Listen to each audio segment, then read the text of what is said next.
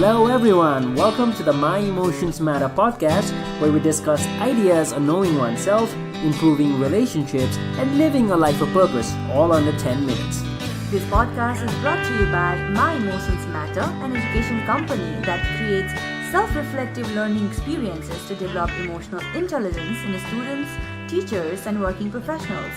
Know more about us by following our social media and also visit us at our website www.myemotionsmatter.com. I'm Sagar Satyal.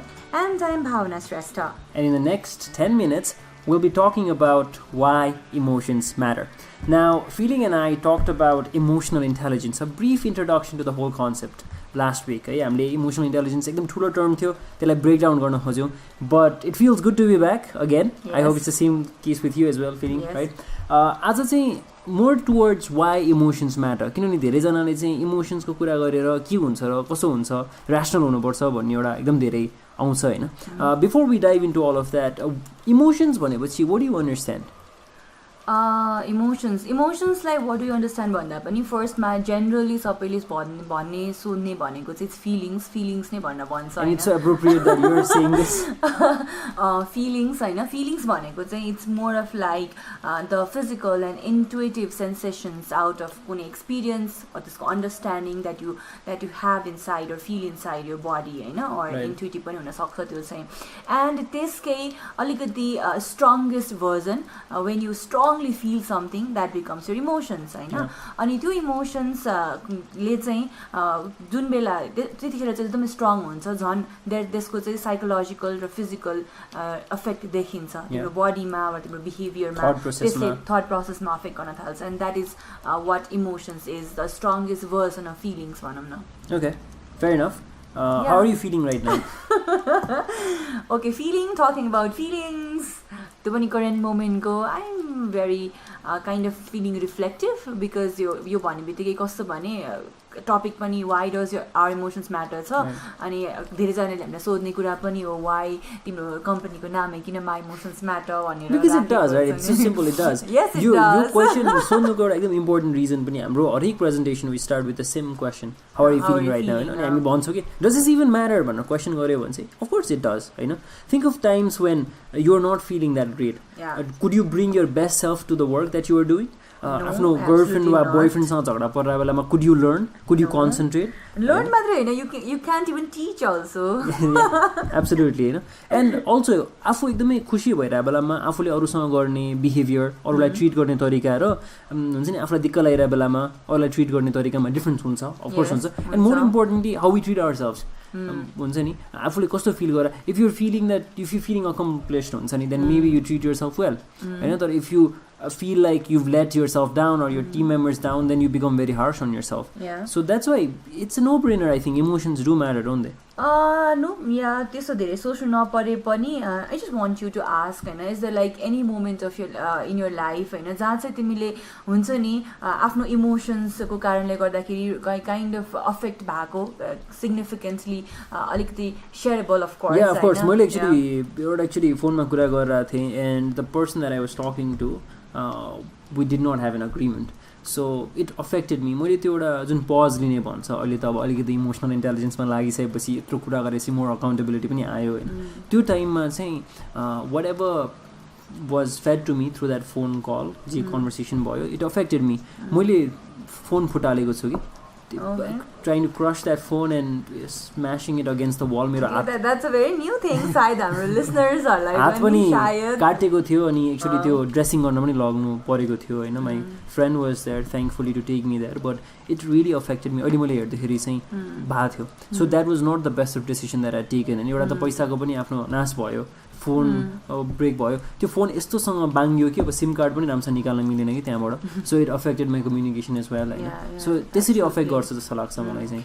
तिमीले एकदमै त्यो हुन्छ नि टेन्सनवाला सिचुएसनको कुरा गर्यो. लाइक मेरो कन्टेक्स्टमा मैले चाहिँ इक्जाम्पल दिनु पर्दाखेरि चाहिँ कहिलेकाहीँ हुन्छ नि एउटा मेरो यस्तो साइड पनि थियो कि अहिले चाहिँ आई जुन पनि कुरा आए पनि I take a lot of like हुन्छ नि टाइम टु थिङ्क म कुन फेजमा छु अहिले भनेर. मेरो चाहिँ कस्तो हुन्छ भने आइएम एकदमै अहिले चाहिँ एकदमै अवेर हुँदै गइरहेको छु दुईवटा यो एक्साइटमेन्टको पनि दुईवटा लेभल हुन्छ क्या समटाइम्स मेरो चाहिँ यो इभन पिएमएसिङ हुने टाइममा पनि होइन I have to think a lot क्या वेदर आइएम पिएमएसिङ अर साँच्चीकै इमोसनली नै केही अफेक्ट हुन्छ नि सोच्नै पर्ने टाइम हो कि भनेर पनि म चाहिँ त्यसरी सोचिरहेको हुन्छु अर्को चाहिँ कस्तो पनि इक्जाम्पल्सहरू भएको छ भने पहिले चाहिँ कुनै नयाँ अफर आउँछ नि होइन काममै पनि अनि इफ आई थिङ्क कि त्यो हुन्छ नि ओके कस्तो लिक्रेटिभ खालको काम रहेछ this is what I love doing हुन्छ नि आफ्नो प्यासनसँग रिलेटेड कामहरू भयो भने चाहिँ एकदम एक्साइटेड भइहाल्ने के अनि कसैले केही भने ल यस्तो गर्छौ तिमीलाई एकदम मनपर्ने खालको काम छ नि भनेपछि आई वुडन्ट लाइक थिङ्क कि धेरैपल्ट मलाई कतिको मेरो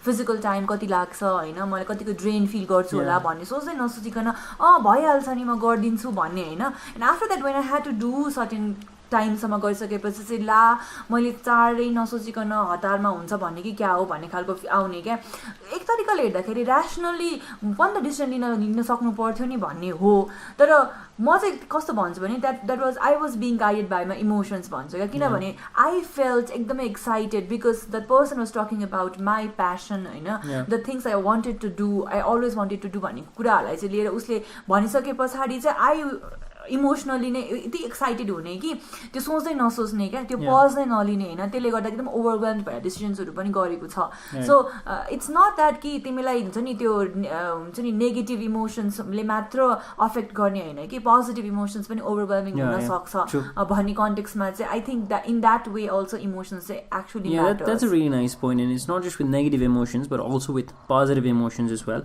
it's about keeping a balance हामीले फर्स्ट एपिसोडमा नि कुरा गरेको थियो it's about blending the rational side with the emotional side because that's what we all are we're all emotional and as far as possible how can we be aware भन्ने कुरा हो हैन अब हामी त यो डोमेनमा लागिरहेछौँ गरिरहेछौँ हामी आफै पनि we still say we're not experts we're still learning each and every time हैन तर for people who have just tuned in and have started to get a little bit of interest in emotional intelligence and now they're getting started on this journey of self-reflection self-awareness now I'm sure they're a little slightly more convinced that emotions do matter with whatever we talked about for those people how can they get started on just reflecting on their emotions कसरी आफूलाई अलिकति better चिन्न सकिन्छ होला okay this is यो त तिमीले अघि पनि भनिसक्यो होइन this is what we do in our every session होइन सबैमा गरि नै रहेको हुन्छ होइन it's like simply being aware of this moment क्या यो मोमेन्टमा okay this is the circumstance and this is the event अनि त्यो इभेन्टलाई चाहिँ most of the time what we do is we express saying वाटको आन्सर के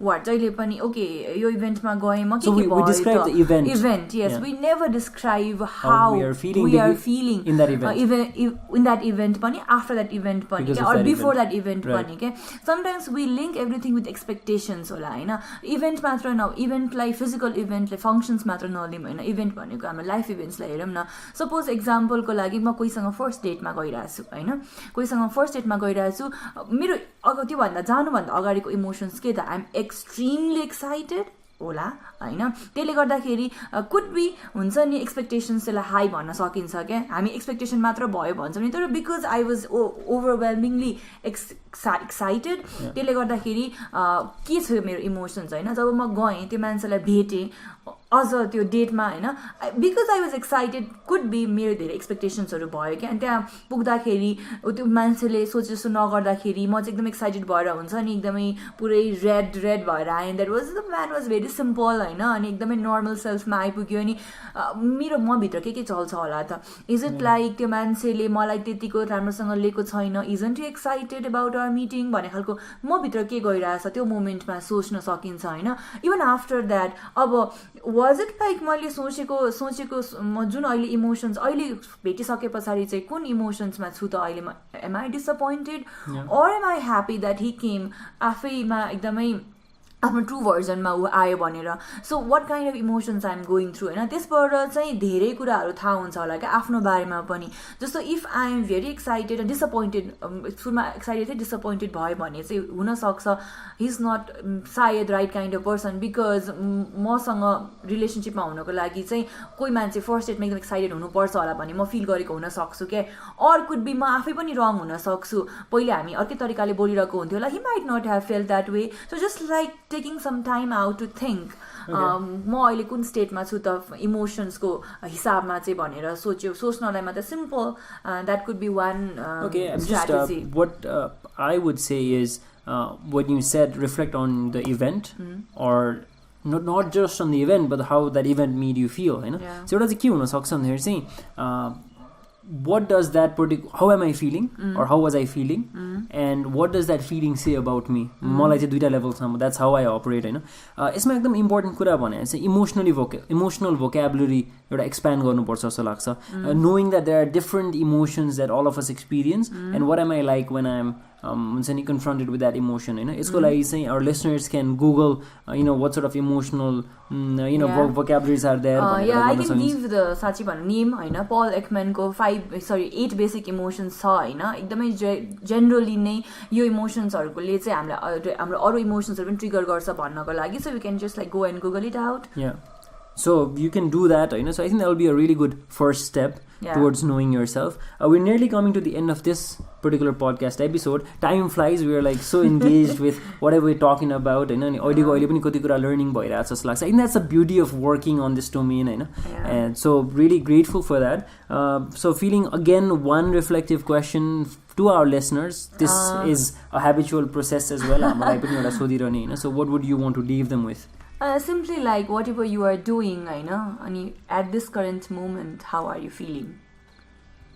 Okay, fair enough. And your homework say maybe मेरो साइडबाट चाहिँ Paul Ekman को जुन त्यो 8 basic emotions छ, you can go and see how that is like and maybe what sort of things get that emotions out from you would be a really good homework as well, although I'll not come and check.